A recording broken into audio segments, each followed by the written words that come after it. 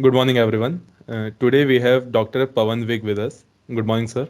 Good morning.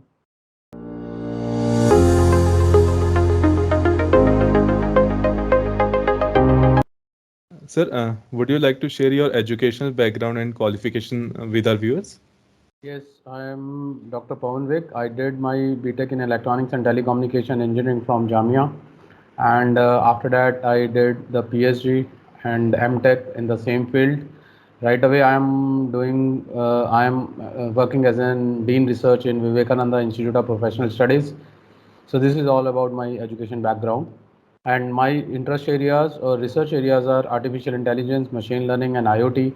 I love teaching, and research is my passion. Sir, what were your plans when you thought about pursuing your PhD? What was the mindset? Yes, this is a quite interesting question. Actually, after completion of my MTech, I have a not a good knowledge about the particular subjects. So it forced me to since I am from my childhood I am a good learner. So I want to pursue my higher education. So for that I took a interview. I give a interview in the Jamia, and there are only three seats. So I got a chance to pursue my higher studies from there. And the choosing of topic is one of the really it is a difficult task in PhD, because at the early stage we do not know in which field we want to work.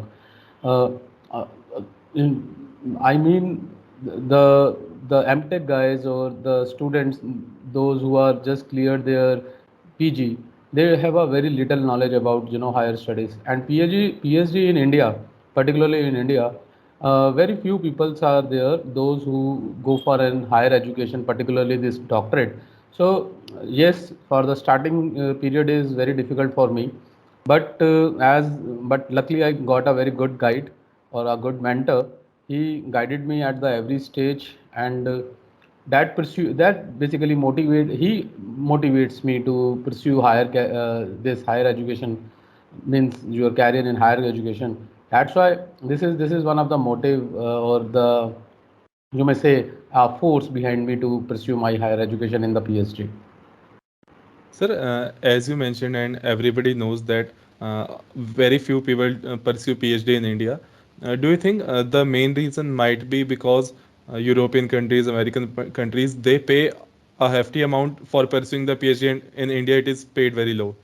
Yes, this is of course one of the reason, because as in particularly in PhD, PhD is something in which there is no like a exam, means you need not to be clear some exams as you did it in your BTech or your in MTech courses.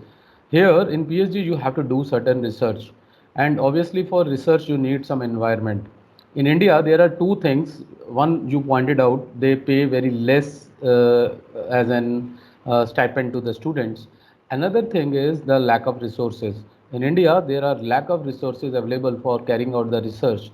Like if you want to do something in, creating artificial intelligence robots or these, very few labs are available in India where you can go and do some sort of practicals. And without doing practicals, there is no real meaning of research. So this is I think this is one of the reason. Another reason, obviously, the payment. Since you see the age factor is also there. The person who took admission in PhD, it is around 26 or 28 years of means they are enter into this at the age of 26 to 27, means this is a range bound where the person go for an higher education for a PhD. Now, obviously, they have to look after their family, they need money also.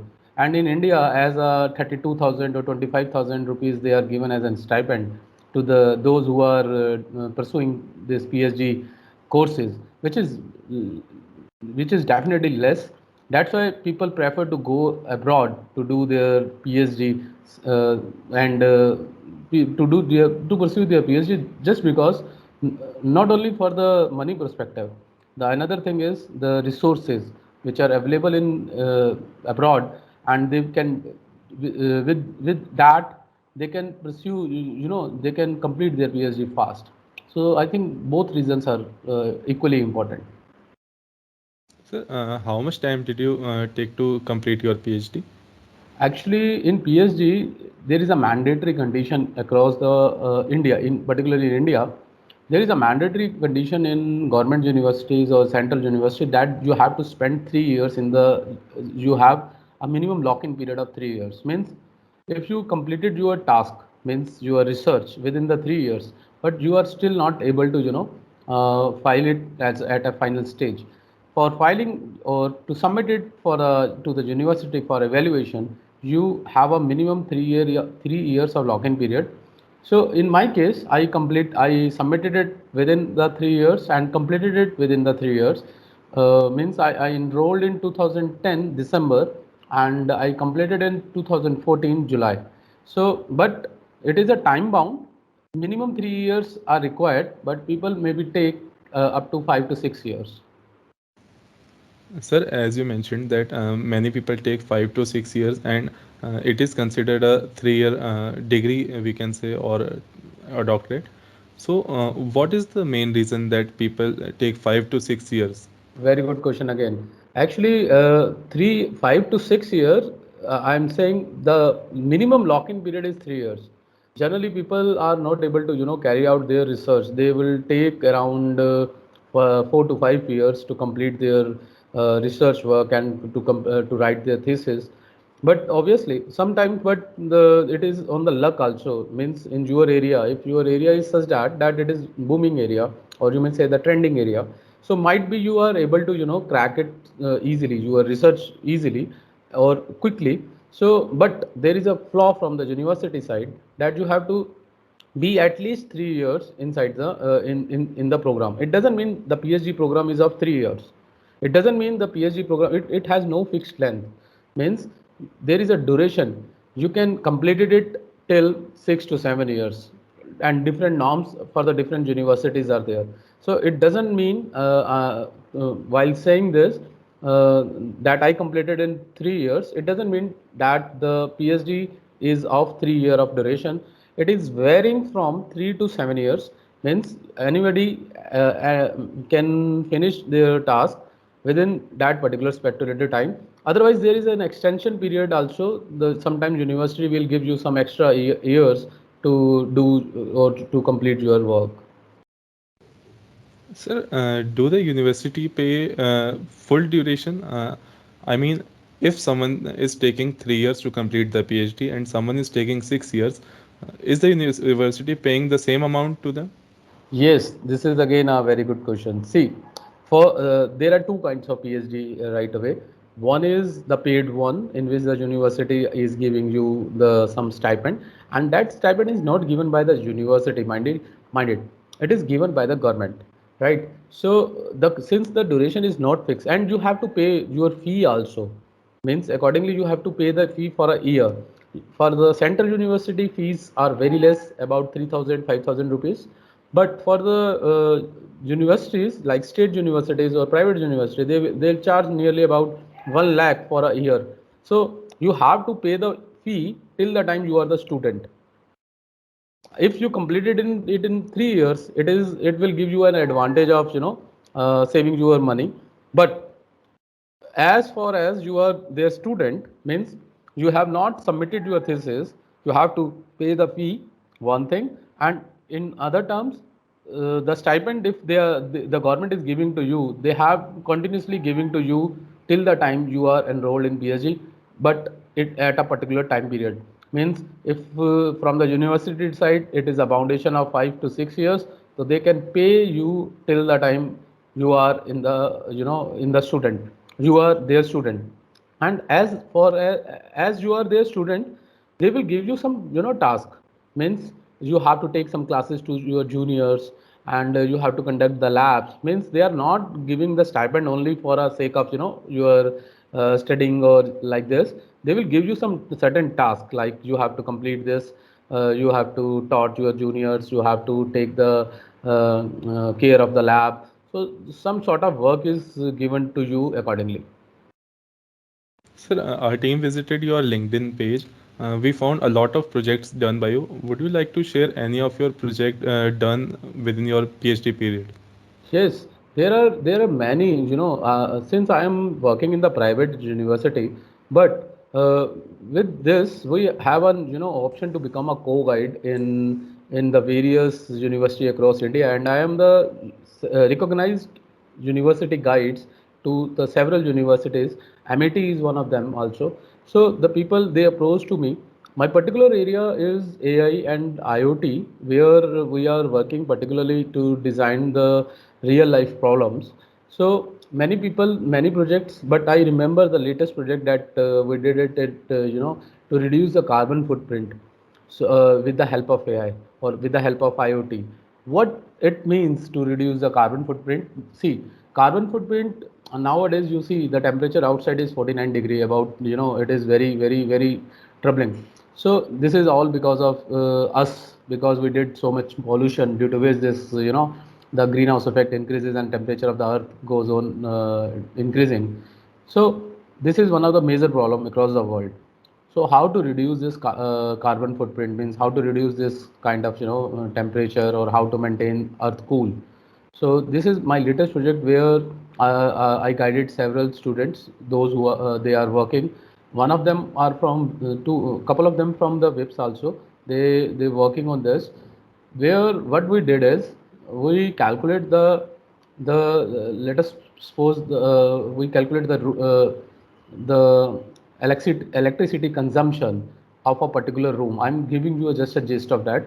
So let us suppose we have a room and we calculated its electricity consumptions. Means there is a fan, there are lights, there are internet connection, there is a television. So there are several devices. So what we did is we calculated the electricity consumption of these devices, including AC, heater, everything. And and then in another room, the same kind of room, what we did is the same calculation has been done, but this time with the help of smart devices. Means we we put the sensors across the lights, with the fans, with the ACs. So once the person get inside the room, the fans or AC or these kind of appliances gets on their own, and they watch the work. Means if the temperature is too low inside the room, then the AC is automatically off, or if the light is proper inside the room, then the other lights get switch off. So means in other terms, what we say, we calculated the optimized utilization of the electricity inside the room. Then what we calculate, with the help of IoT, we can save about 65% of electricity. So 60, and if you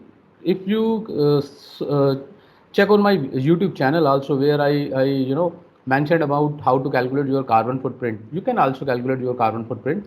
Just you have to fill some questionnaire in the in the form type, where you have to put for how much hours you use your fan, and how much hours you use this your AC. So you can easily calculate the carbon footprint of yourself.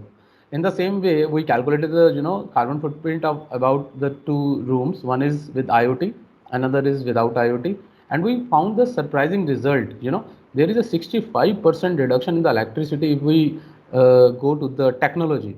So this is one of the uh, then we explore it, since we demonstrated it on a one room. But if we applied the same thing across the fully house, or across the city, so there is a lot much amount of the carbon footprint can be reduced.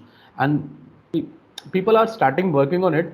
As the technology get advanced, obviously with the help of this technology we can reduce this carbon footprint. So this is my latest research that we are going on, and there are several projects are simultaneously I am running, where lot of students across the, not only from the my own institution, but across the world, they are connected with me, and we are working on that. Sir, it was nice to hear about your project. Sir, according to you, is it common for the PhD pursuing students to be ignored by their advisors because they are also professors teaching to so many students and look over so many projects? Do you think students are ignored by their advisors? Uh, it again depends upon sincerity of the student as well as your guide. If your work, sometime what will happen, you are working in in some another area which is not aligned to your professor.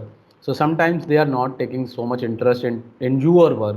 But if you are working in their work, means your professor work, definitely they are very keen to and keep on understand what you are doing, keep on helping you. So it is very important that you should work in the correlation with your professor or a guide. But yes, this is sometimes a problem that I saw many with the many PhD students, that they claimed that their professors are not helping them. Actually, the professor's life is very busy. They are not only the teaching is there is in it. They also have to do several tasks together. Means they have to evaluate the performance and so many things. So maybe sometimes it will happen that the researchers have a very little connect or maybe no connect with their guides for a period of the for some period. But definitely it will not impact their studies. If they are passionate, they have to be behind, they should have to be behind the professor, and definitely the professor will help them out. But yes, there is a flaw. Sir, according to you, what are the biggest obstacles for a professor to teach their students? Like you are teaching in a premium institute, what are the obstacles that you feel? See, obstacles are not not there. It is created. Means it depends. Sometimes some professors get frustrated that due to the low attendance in the class. But it not always with the, or not always case with the all. Like me, I usually record my lectures. So if the students are not available at that time, because right away there are so many things, as the professors are busy, in the same way students are busy with their lives. So I think it should not be like a hurdle or like a obstacle in the path of something. But definitely you should have to take that as an opportunity to create something new. Your vision, your way of teaching, or your the mode of teaching, you have to be very specific. If the students are not in the class, it doesn't matter, you should record whatsoever lecture you want to convey and put it across the YouTube, and several mediums are there. You can share it with the student later on, since they have to give the exams. So they definitely watch it sooner or later. So I don't think so there are much hurdle, particularly in my case. But yes, for others, they feel it like an hurdle, like students are not regularly coming into their class, how they have to tackle them, how they are scoring well. But on the other hand, students are preparing their exams, they know how to tackle, how to create, how to answer it. But yes, this is the problem with some of the professors. Sir, according to you, are there any minimum number of theses or papers that should be published by a person to get in a top tier university as a professor? Are there any Uh, requirement? yes, for a definitely for a professors, they have certain, they have to maintain their API score. API means academic performance index score, and according to that, they will get they will get the promotions and everything. Like every professor must be updated by publishing papers, doing certain research. So this is one of the parameter which particularly those who are in government universities, the professors, they keep on watch into their academic index.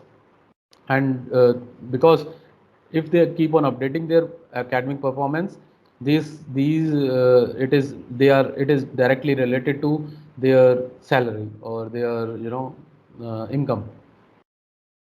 Sir, when you were about to complete your PhD, did you make any plan or you go with the flow? Yes, yes. Actually, everyone, after the completion of your PhD, you have 3 years to file for an postdoctorate program. Postdoctorate program is one. It is again. It is an honorary degree. It is not a the degree based on exams. So you have to spend 2 to 3 years on a particular project. They will give you some postdoctorate degree kind of thing. Means it is something which is then you call yourself as a postdoctorate. Now postdoctorate particularly everyone anyone who completed their PhD, they can apply for a postdoctorate to the abroad or in their home country within a period of 3 years. So means like in if I completed my PhD in 2014, I have a 3 years to file for a postdoctorate, and also I tried it and I did it also to means I did it in I completed some projects where I got up this postdoctorate feasibility. Yes. Sir, it was very nice talking to you. Thank you. To sum up the interview, would you like to give some advices to the younger aspirants who are trying to pursue the PhD? Yes, one thing, first of all, you must have to be focused on the area in which you want to pursue your PhD. The area, I mean to say, the broad technology where you are comfortable, like artificial intelligence, machine learning, IoT, deep learning, these are what we call areas. And once you selected your areas, then concentrate on the topic means in which particular topic, like in a healthcare or in a real estate or a insurance or a retail, in which particular area you want to in vertical topic you want to do your PhD. And always keep your topic broad. Initial topic you have to choose broad, because there is a chance in the that is what you call BOS, board of studies meeting, where you can narrow down your topic. Let us suppose you choose your topic that you want to study on India. Initially you took the word India. Later on you think that on Delhi it is more specific, so you can change a bit your topic, means you can narrow down your topic. So this is one of my advice to all of you, that whenever you go for an higher studies or choose your topic, you make it as a broad sense, and later on the later stage, once you develop something, you can narrow down your topic. Because in PhD particularly, once you registered your topic, it get fixed. And if you fix your narrow topic initially, then there is no chance to change it or to modify it. So this is one of my advice, that choosing a topic is one of the biggest hurdle in doing PhD across world or across India. So this is the only advice from my side. And later on, once you got an admission, it is a regular flow. You can complete your research work, and you can easily crack the PhD or got your PhD. Okay. Thank you, sir. Sorry.